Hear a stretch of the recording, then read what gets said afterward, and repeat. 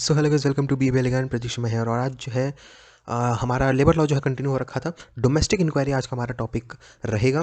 इसके ऊपर चर्चा कर लेते हैं। Principles of domestic inquiry ensures fairness in award of punishment to a workman. Domestic inquiry का जो मेन प्रिंसिपल आप कह सकते हो वो ये है कि सबके साथ फेयर रहो। Fairness award of punishment to workman. Fairly उसे पनिश करो अगर कुछ हुआ है, उसके उस बंदे ने कुछ कांड करा है तो।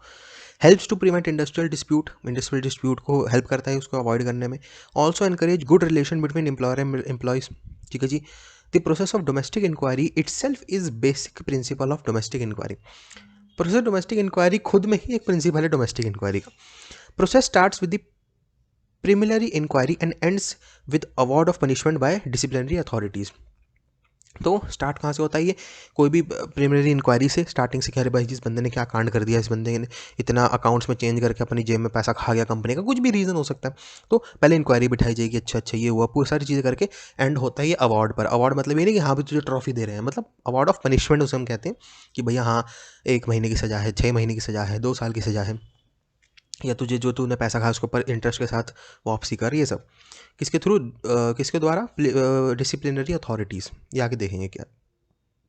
थोड़ा सा प्रोसेस को डिटेल में देख लेते हैं। प्रिलिमिनरी इंक्वायरी में क्या हो सकता है?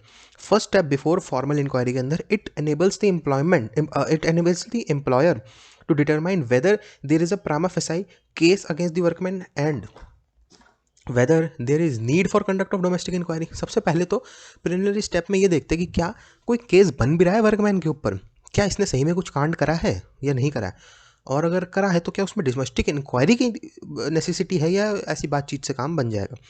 Preliminary inquiry is fact finding procedure. यहाँ पर हम फैक्ट देखते हैं कि क्या फैक्ट है यार, क्या पता इसको किसी ने फंसाया हो, क्या ये ना हो, क्या पता इसने कांड ना करा हो, या क्या ये इनोसेंट हो, या ये किसी मजबूरी में कांड अपने सर पे ले रहा है, ये सारी चीज़ें। दूसरा आता है चार्जशीट। भैया framing and supply of charge sheet to accused employer. ठीक है जी। उसके बाद हाँ, it is a sheet containing charges against the workman. तो वर्कमैन के अगेंस्ट क्या क्या हमारे चार्जेस बने हैं वो जो है पूरी चार्ज शीट हमको पता है, सीआरपीसी में पढ़ा हुआ हमने। Must be told of allegation so that he get fair chance to defend himself. उसे प्रॉपर पता होना चाहिए कि क्या क्या चार्जेस जो है उसके ऊपर लगाए गए हैं, ताकि उसको जो है डिफेंड करने के अपने पॉइंट्स वो अपने दिमाग में लाए। फिर देख लेते हैं एसेंशियल्स ऑफ चार्जशीट। चार्जशीट के क्या एसेंशियल्स हो सकते हैं यहाँ पर? Must be clear and not वेग। क्लियर होना चाहिए, नकली ना बनाया हो। टाइम प्लेस ऑफ कमीशन सब कुछ लिखा हो कि क्या तुमने कांड करा है। Must stated according to the standing order of industry. जो इंडस्ट्री की स्टैंडिंग ऑर्डर उसके अकॉर्डिंग हो वो पूरी। स्टैंडिंग ऑर्डर के अंदर मतलब terms and condition of employment के साथ हो वो, उसके अलग ना हो उससे। ठीक है जी। स्टेट मैक्सिमम पनिशमेंट, उस ऑफेंस की मैक्सिमम पनिशमेंट जरूर स्टेट करे वो। मिनिमम का मिलना तो अथॉरिटी देगी, लेकिन मैक्सिमम जरूर पे करेगी। 2 साल की मैक्सिमम तक सजा तुम्हारे इस ऑफेंस के अंदर मिल सकती है तुम्हें। सिग्नेचर ऑफ द अथॉरिटी, सारी अथॉरिटीज़ के जो है प्रॉपर सिग्नेचर्स हो। अब जो हम यहाँ पर फटाफट से देख लेते हैं सर्विस ऑफ चार्जशीट। चार्जशीट दी कैसे जाएगी? Through newspaper. न्यूज़पेपर के थ्रू दी जा सकती है। सर्व्ड थ्रू पर्सन, कोई कंपनी का बंदा जाके दे आए, इंडस्ट्री का बंदा जाके दे आए। और 2 विटनेस नीडेड, 2 विटनेस जो है ज़रूरत पड़ती है। फिर आता है submission of explanation by workman. Employ may admit और रिजेक्ट द चार्जेस। जो भी एक्सप्लेनेशन वगैरह दी है वर्कमैन ने उसको सबमिट भी कर सकता है, रिजेक्ट भी कर सकता है। अब आ जाते हैं यहाँ पर हम आखिरी इस पे, अपॉइंटमेंट ऑफ इंक्वायरी ऑफिसर। तो the employer after receipt of explanation from workman decide whether to conduct the inquiry और नॉट। तो वर्कमैन के साथ उसने देखा कि हाँ इसने ये दिया है, उसके बाद एम्प्लॉयर जो है डिसाइड करता है कि वो इंक्वायरी के साथ जाना चाहता है या नहीं जाना चाहता। If it is unsatisfactory the employer take steps for appointment of inquiry officer. अगर वो देखता है कि यार जो इसने चीज़ें लिखी है ना, ये साला झूठा है, ये फुद्दू काट रहा है ये, तो वो इंक्वायरी के लिए जाएगा और उसकी इसके लिए वो इंक्वायरी ऑफिसर्स को जो है अपॉइंटमेंट के लिए स्टार्ट कर देगा। So according with the principal of natural justice person should not be biased. जो भी इंक्वायरी ऑफिसर वो बिठाएगा वो बायस ना हो। Should not be person interested in subject matter. जो भी कांड या जो भी सब्जेक्ट मैटर है उसके अंदर उसका कोई इंटरेस्ट ना हो। अब देख लेते हैं हम छोटा सा एक और इसके अंदर कंटिन्यूशन में नोटिस ऑफ इंक्वायरी। ठीक है जी। तो inquiry officer must send notice to the accused workman. ठीक है जी। मस्ट सेंड नोटिस जरूर देगा वो। Notice must state date time place of etcetera of the inquiry. Inquiry कहाँ हो रही है, कितने बजे हो रही है, सारी चीज़ें वो बताए। Natural justice require to be fulfilled. जो भी प्रिंसिपल ऑफ नेचुरल जस्टिस है वो फुलफिल करे वो। अब आ जाते हैं rules of for conduct of inquiry.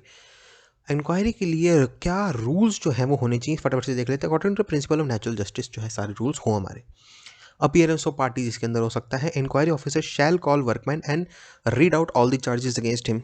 ठीक है जी, उसको बुलाए बंदे को और उसके अगेंस्ट जो जो भी चार्जेस लगे वो सारे उसके सामने रीड आउट कर दे कि भैया देख ले यही है ना तेरे चार्जेस।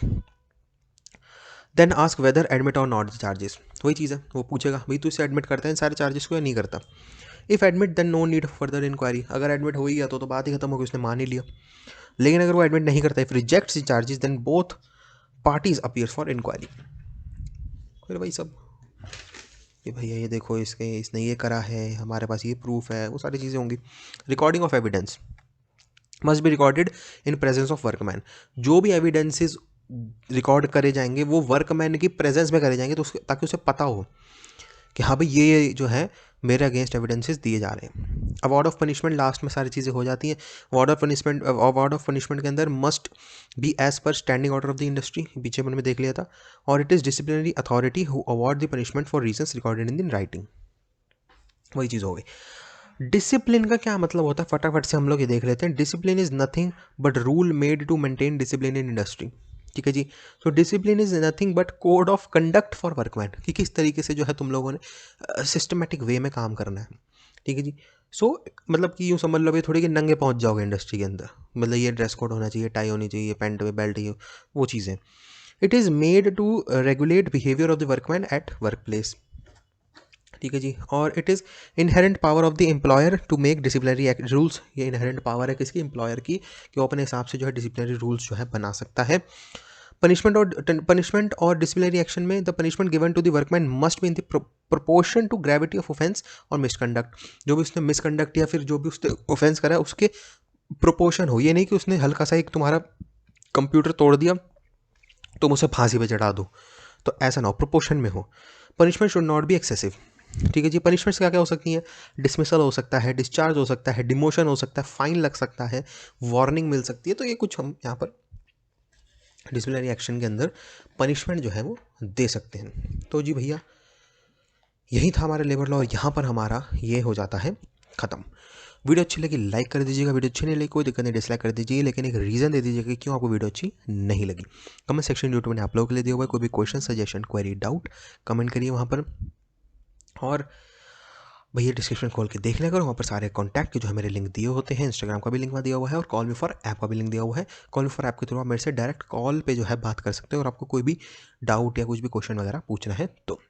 और भैया सब्सक्राइब करा हुआ है तो बहुत ही बढ़िया, नहीं करा कर लो, बहुत इंपॉर्टेंट सब्जेक्ट्स को जो है तुम लोग कर दोगे मिस। सब्सक्राइब करने के बाद एक बेल आइकन होगा, उससे मतलब सब्सक्राइब करने के बाद वो बेल आइकन का ऑप्शन अवेलेबल होगा, उसको क्लिक करके ऑल पे कर देना ताकि सारे नोटिफिकेशन आपसे पहुंच जाए जैसे ही कोई वीडियो अपलोड करता हूँ मैं वैसे ही। चलो जी, thanks watching to be will again, Pratik Sharma signing out, bye, take care and या कोरोना से बच के।